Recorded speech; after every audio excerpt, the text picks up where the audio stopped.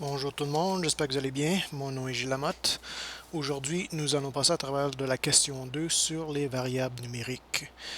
Ici, on nous demande de construire un diagramme à tige et feuille pour une variable numérique qui compte le nombre d'espèces d'oiseaux qui ont été identifiés à différents endroits. Donc, par exemple, le 150 représente 150 espèces d'oiseaux qui ont été identifiées à un certain endroit au Texas. Donc ici, nous allons construire une variable, un diagramme à tige et feuille pour cette variable numérique. Il va falloir premièrement qu'on identifie la valeur minimale. Ici, il semble que 150 est la valeur minimale. Et la valeur maximale, je crois, est 203. Donc ici, par exemple, si je considère le 150, donc ici, 150, on va utiliser le 0 qui est le premier chiffre comme la feuille. Et ensuite, la tige sera 15. Ensuite, pour 203, le 3 va être la feuille et la tige sera 20. Donc, on aura besoin des tiges de 15 jusqu'à 20. OK? Donc, je vais commencer à construire une barre verticale. Je vais indiquer 15, 16, 17, 18, 19 et 20. Ça sera mes tiges. Et là, il va falloir qu'on inscrive les feuilles pour chacun de nos tiges. OK? Donc là, il va falloir qu'on essaie d'identifier les valeurs en ordre croissant. On ne nous a pas donné les valeurs en ordre croissant, donc il va falloir qu'on fasse attention. Je vais premièrement identifier toutes les valeurs entre 150 et 159. Donc ici, je vois un 150. Je vais le mettre à côté. Il y a aussi 156, 156, 150, 154. Donc 150, 154.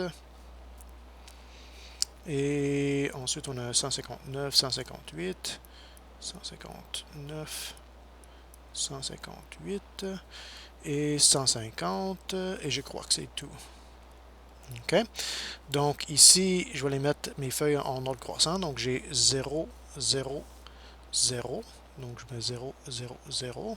Ensuite, j'ai 4, 6, 8, 9. Donc 4, 6, 8, 9. Donc voilà, on a fait les 150. Ensuite, je vais passer au 160.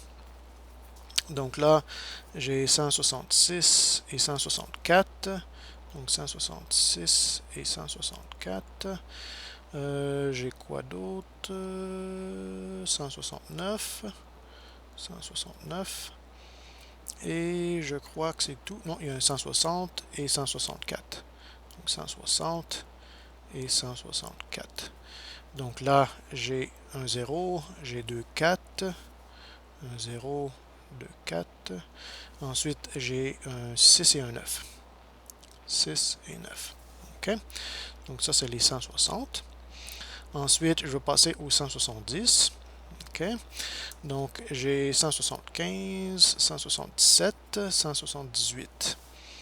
Donc, 175, 177, 178. Puis ensuite, les 180, voilà, il y a juste 183. Donc ça, c'est un 3 qui est la feuille. J'ai 199. 199. Puis ensuite, aussi, je vois que 203 n'était pas la plus grande valeur, donc j'ai 203. Puis en fait, la plus grande valeur était 231. Donc 231. Le chiffre à la droite, c'est 1. Puis ensuite, notre tige, c'est 23. Donc il va falloir aussi que j'aille à 21. J'ai un 22 et un 23. OK? Donc ici, 203 et demi, 216. 16, c'est mettre un 6. Il n'y a pas de 220 et 231. Tiens, comme ceci. Donc voilà mon diagramme à tige et feuille. C'est toujours bien mettre une petite légende ou un indice pour essayer d'interpréter les nombres. Donc ici, je vais mettre une petite remarque. Notez bien que par exemple, si j'ai 20 et 3, ceci c'est interprété comme 203. Donc voilà mon diagramme à tige et feuille. Ensuite, on nous demande de décrire la répartition. Ici, par exemple, il faudrait décrire l'asymétrie. Donc, on voit une asymétrie positive. Donc, les valeurs atypiques sont à la droite. Ici, c'est unimodal. Il faudrait aussi essayer d'identifier les valeurs typiques. Donc, ici, j'ai combien de valeurs? J'ai 1, 2, 3, 4, 5. 1, 2, 3, 4. J'en ai 20. Donc, mon centre se trouve à 10 et 11. Donc 1, 2, 3, 4, 5, 6, 7, 8, 9, 10, 11. Donc entre 160 et 164 et 165. Donc la médiane, en fait, elle est 165. Ça identifie le centre. Et aussi, il faudrait parler un peu de dispersion. On remarque qu'il y a certaines valeurs qui sont un peu grandes comparées aux autres. Une valeur exceptionnelle, c'est 231. Il faudrait peut-être mettre celle-là à corps et la décrire. On pourrait aussi essayer de décrire les valeurs de 183 à 216, indiquer qu'il y a 4 valeurs grandes entre 183 et 216. Puis ensuite, pour le reste des valeurs, elles se trouvent entre 150 à 158.